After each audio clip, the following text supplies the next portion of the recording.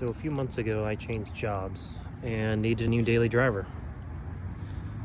And I was trying to spend less than $10,000. Something relatively modern,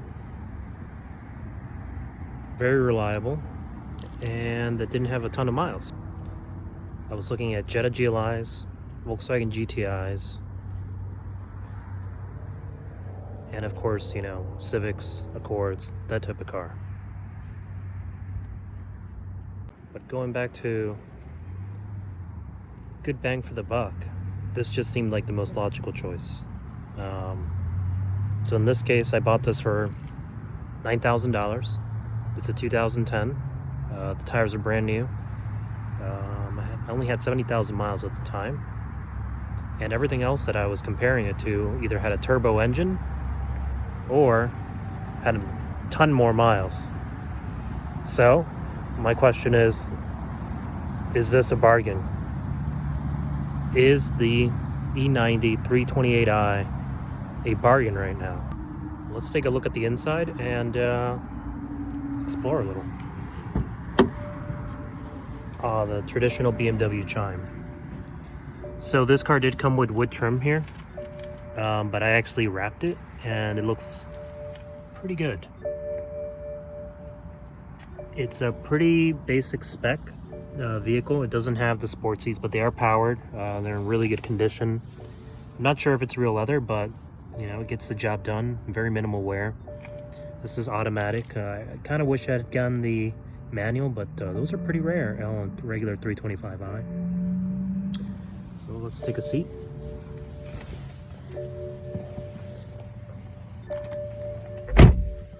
Nothing fancy in here, just your standard gauges, which honestly, I've had cars with digital cockpits and that type of stuff, and they're kind of a gimmick. The fanciness of it kind of wears out pretty fast, and I don't know, something about these traditional gauges are pretty cool these days. So this one did come with the upgraded iDrive, which some people don't like, but I really didn't mind it. I mean, it's pretty basic. You have your radio controls, you get some car info. Other than that, nothing too spectacular. I mean, it's just a solid car for the money. So let's go for a quick drive and let me talk to you about how it drives. So as I said, one of the reasons I got this car was for its reliability. This is one of the last non-turbo BMWs that you can get. It's got the inline 6 3-liter.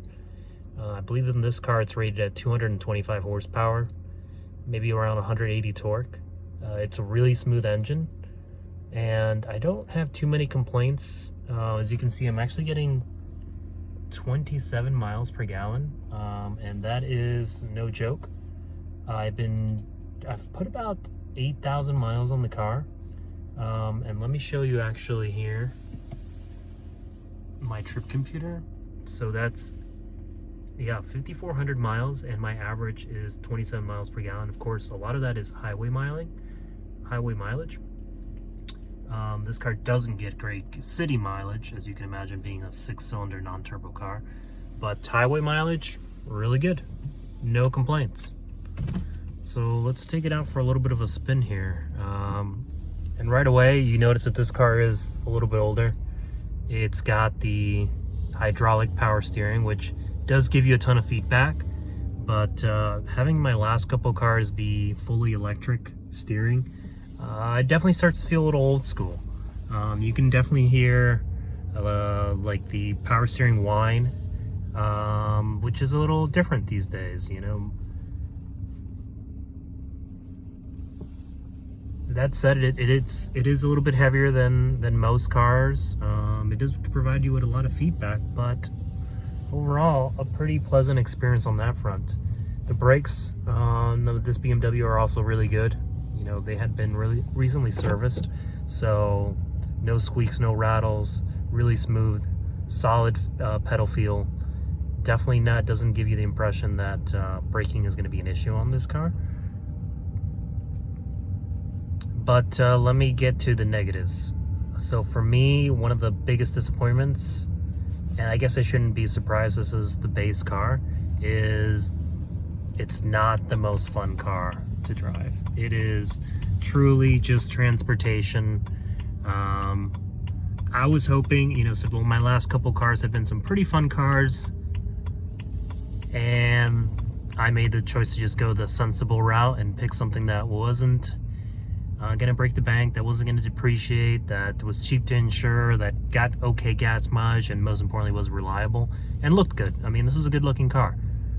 A lot of people don't know that it's 10 years old, especially people who aren't in, you know, enthusiasts, that type of stuff. I definitely had people think, oh my god, is that, you know, a $30,000 car, $40,000 car? I'm like, nope, just 8,000. But those negatives, the biggest one for me is the transmission. Yeah, it's a little clunky, and I test drove 2 or 3 of these. It's pretty normal the way these things drive. It just is what it is, right? These are regular transmission. It's not a DSG, it's not a dual clutch, it's just a normal transmission. And at least the way this car was tuned, it's pretty lazy. It's a pretty lazy, slow shifting transmission. When it's cold, it can be a little bit clunky. I did change the filter and the fluid in hopes that it would smooth out. That maybe lasted for about a week before it just kind of came back and returned to its old clunky self. I mean, it doesn't grind, doesn't really knock. It's just lazy is the best way I can describe it. I mean, to the point where if you're at a red light, this car doesn't start in first gear. It actually starts in second gear. So really, you're actually dealing with 5 gears, 2nd through 6th, which is interesting. I'm not sure why they programmed it this way, but that's kind of the way the car drives. So that's one part. The other part is this doesn't have sport suspension. This doesn't have anything interesting like that. And it's got even the 16-inch wheels, which again, great gas mileage, you know, low maintenance, cheap to repair these tires and whatnot, but those things have like 55 series sidewalls. They're like balloons. It's a pretty numb driving experience, and yeah, it just becomes a little bit boring to drive. But again, you know, if you were gonna buy this or a Accord or a Civic or anything like that, I mean, this is definitely the way to go. Like I said, this is a much better looking car, and you know, you still get decent gas mileage. It's arguably more affordable, but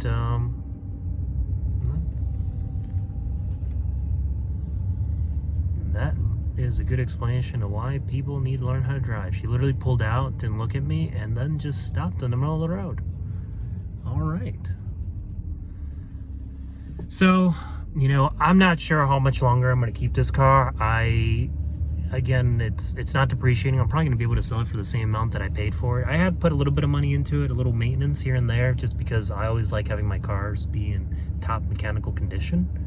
But, oh man, here's one of what I think might be actually the replacement to this car.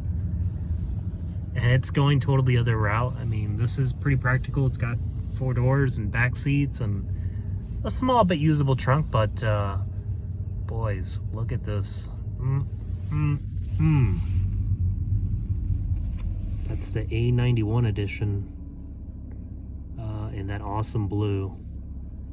Yeah, I've actually engaged some dealers into seeing what they'll sell me one of those, and you know, there's actually deals to be had on that car. But you know, I'm not sure yet. I'm just not sure. So I did sell the Miata actually just a couple weeks ago, and now I don't have a track car. I mean, I still have the S2000, so I guess I could take it to the track, but that wasn't my plan. I kind of just want to autocross it, and I don't go to the track as much as I used to anyways. So I was thinking about making this a stock, daily drivable. Wow, it's a good looking car. The front has kind of grown on me, but the back has always been really attractive with the wide hips and everything. So yeah, I'm trying to get one of those for $50,000 out the door. Not necessarily the A91 edition. I think that's going to be hard because some dealers are actually marking them up like thousands of dollars. But there's no performance difference between that and a regular 3.0 premium. So if I can find one for $50,000, I would highly consider it. I would highly consider it. Sell this. As I said, I already sold the Miata. It's hard to let that one go because I've spent so much time and money into it. But sometimes, you know, it's time to move on. It's time to move on, and I don't track it as much. It just kind of sat for most of last year and the year before. And yeah, if I could trade this and the Miata for something that I can track every so often, 2-3 events a year, and have a good time, you know, daily driving, I think that might make sense. You know, that's kind of the big thing with this car is it looks good, but it's for me as my only fun car, let's call it. It's just not a fun car. You know, life's too short to drive a boring daily driver. I've also contemplated a newer GTI. And I'm not sure I would touch an older one because of reliability issues. But a newer one, like 3 years or newer, especially with the extended warranty that Volkswagen had there for a little while, it's not a bad bet. But that's not a car that I would take to track. I've tracked the GTI before for an event or two, and you know, that's a good 8/10 car. After that, it really just falls apart. The brakes become numb. The steering becomes really numb. I mean, it's a fun daily car. It is not a track car. You can make them fast. There's no doubt about that. But it's, I mean, the car just is a little numb. It doesn't communicate what's going on the road. And that's something that's super important on the track.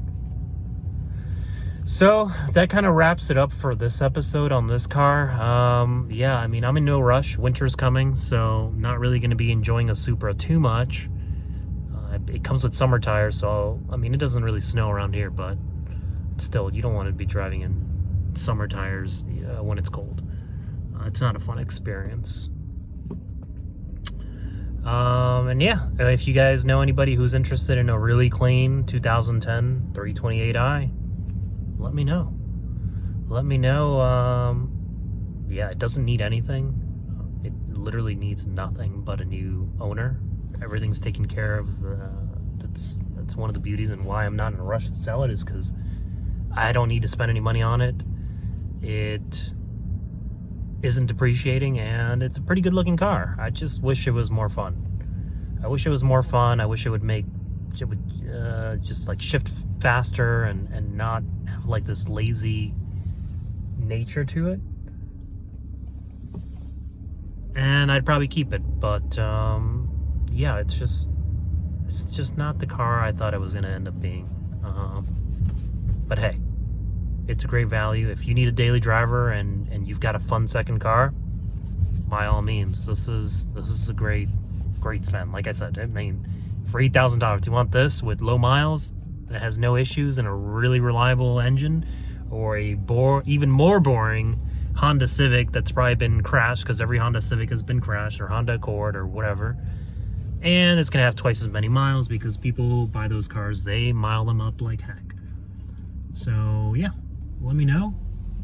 Comment in the, leave a comment in the section below, and yeah, talk to you guys next time. Maybe next episode I'll have a fun daily driver. Cheers.